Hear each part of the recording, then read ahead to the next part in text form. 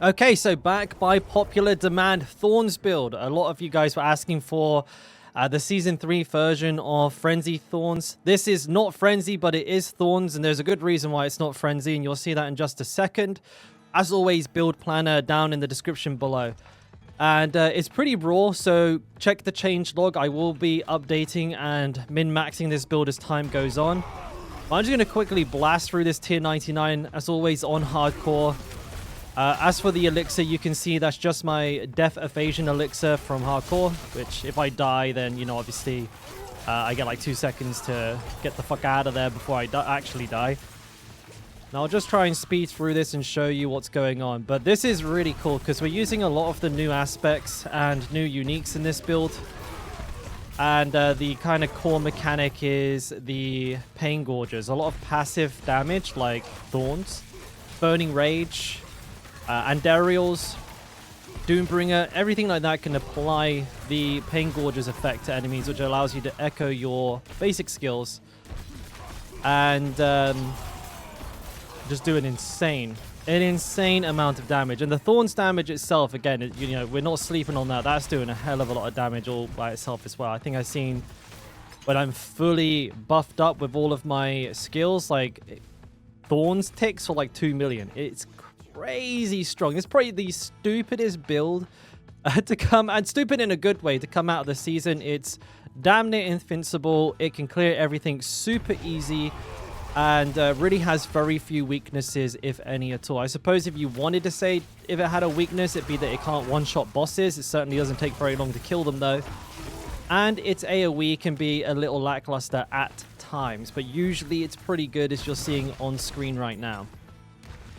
But the cool thing about this build, it doesn't really need uber uniques. It definitely scales super hard when you get them, but you can play this to, a standard that you can clear tier 100s very easily without. We're actually like demonstrating earlier, like, you know, I have a Grandfather and I have a Doombringer. By the way, Grandfather's just not that good for a Thorns build, but I didn't have like a better weapon because Thorns can't crit. But I can just take the Doombringer off here. And I mean, it's not like I'm not clearing the dungeon. I don't even have the weapon on.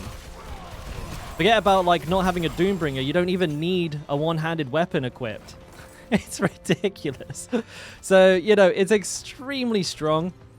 You can do some really goofy stuff with it if you set your pet up to have the heal and put like the cooldown and the duration stuff on the heal bot. You can just stand in the middle of a tier 100 and press 0 buttons and win. Which is why I call it a stupid build, because it's stupid proof. So it's perfect for me.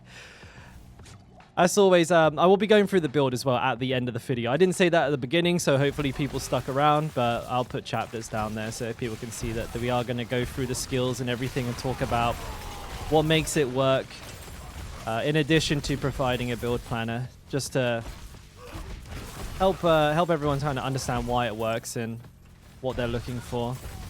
Shrines. I mean, Protection Shrine is like actually useless. Alright. I put my weapon back on? I did. I'll just stand in this explosion. Okay, I've taken a couple of risks there. I stood in a lot of those explosions right there. Maybe I shouldn't have been that ballsy, but I didn't die. And so, you know, I'm not too worried. And now we'll go do the boss fight. This, again, I don't suspect will take us too long. Now, I was making a bit of a mistake with my play there while I was talking.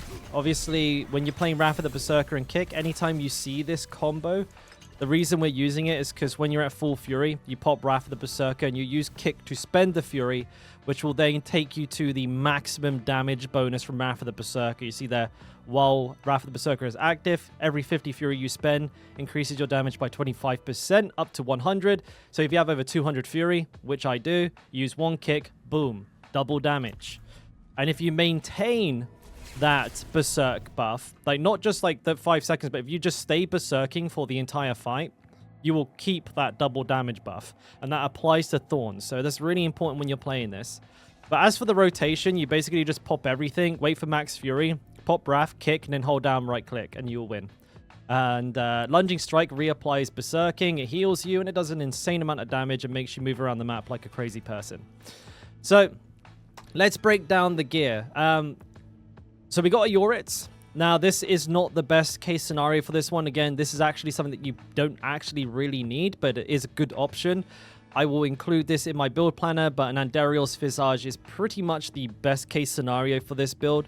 I will have an Uber version of the build available as well, so if you have those, then you can check that one out and put those in. Chest, just 4 DR plus Juggernaut.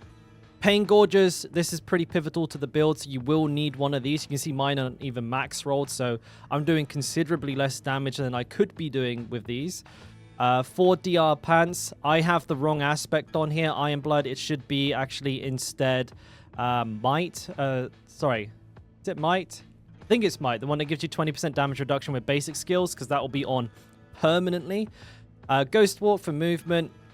Rapid is a basic skill, build, so we're going for attack speed on that as much as possible. As for all of the stat recommendations, I'll refer you to the build planner for that because it's too much to go through. Doombringer, as I just showed you, you don't even need it equipped. I took it off completely, so you don't need this. You can just use regular one-handers. Though having a Magnum Opus is not that hard to get a hold of and will scale your basic skill damage up really, really high. So this is a nice addition to the build early on if you can get your hands on one. Grandfather, again, this actually is not particularly ideal for this build. Instead, you'd be better off... I think that guy's like selling gold. You'd be better off with like probably a regular two-handed sword. Again, I'll have the stats in the stat sheet for you. But if you have one, you can definitely use it. Adaptability, again, basic skill damage is like insane this season. My rings actually they're great rings, but they have terrible stats for this build, so ignore those. Burning Rage, the reason we have Burning Rage, and actually the reason we have Doombringer is because the AoE effects from these, so the AoE burn, the AoE damage reduction, shadow damage, apply Pain Gorge's debuff, so it echoes our basic skill to all enemies affected by those two things. And the same goes for Needle Flare, so our Thorn spreads out, everybody gets tagged, and everybody gets to die nice and quick. Now we have the bog standard Giga buff bot here, which is, this is just kind of the strongest setup for the pet for buffing your character. Like I said, you can, if you want to kind of goof off and like literally not have to play the game. And I mean, it's a thing you can do, right? You can just drop in Reconstruct here, right? Pop that in. And then you're going to want to go for tactical and duration. Now, this is kind of a meme because duration actually increases the time it takes you to heal, but doesn't increase the heal. But you want the heal over a longer period of time because otherwise there'll just be these large gaps where you're not being healed. So this actually ends up working in our favor in this particular instance. But it makes you immortal, and it makes you able to literally AFK the entire game, even up to tier 100. So if that's something you want to do, there's an option for you. As for the weapon technique, of course, it's two-handed axe. Very important that we're attacking with our two one-handed weapons on lunging strike for the benefit of the Magnum Opus. You can actually get in that max fury scaling. I've forgotten how to open the skill tree. And skill tree, we will, again, just quickly, briefly go over this. This is how we're maintaining our berserking, and this is permanent, literally perma berserk. Very tanky build, lot of tankiness. Obviously, a Thorns build, you've got max into tough nails. Remember, don't go 3 points into this, because it's only the flat amount of Thorns that increases with the ranks, not the HP scaling aspect of it. So don't put points into that. If you're tempted, it doesn't do much. It really, really doesn't. Power kick to dump fury, shouts, pretty much standard stuff here. We're fortifying through thick skin and through strategic rallying cry, and that is more than enough. As you can see, I'm like permanently fortified. And then this is an unconstrained build, because unconstrained scales Thorns damage really, really, really well. And that's why it's important to always be berserking, because that will, obviously if you're not, you won't be getting this benefit at all. Now, Paragon board.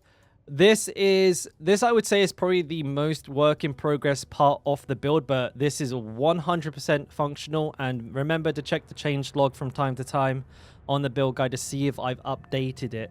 But things that you're probably not likely going to see any changes to are the actual, what they call glyphs themselves. We have Aya down here. Now, I've picked up practically max health everywhere I can. Makes us tanky, makes the Thorns hit harder. You can't go wrong. We have Ambidextrous here, powering up all of the blue nodes nearby. I like having this one here because you get the Berserk damage and the damage reduction. I am running Carnage. Now, I am not 100% sure if I am attack speed capping myself with this. I'll be running some tests, and if you see this not in the build, that'll be because we're actually already attack speed capped. Max Fury again, because we're scaling with Magnum Opus. We have Wrath here, and this is mainly a pick because I'm using Grandfather. If I didn't have Grandfather, this would be Territorial. So in the build guide, you're going to see Territorial here. And then, yeah, again, max life here.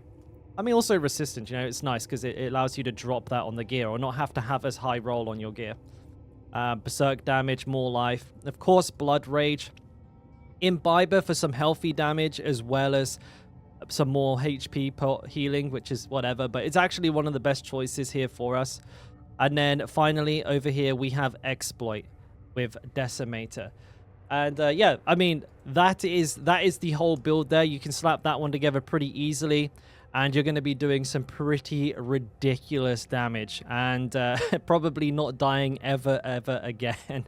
It's a great build. It really is. I was surprised of how much fun I had with it. It's just good, stupid fun. It's going to farm everything. Even I think Uber bosses are going to be absolutely fine with this. Of course, it can't one-shot them, but I mean, you just sit there and train them for like, what, 5 seconds and they're dead.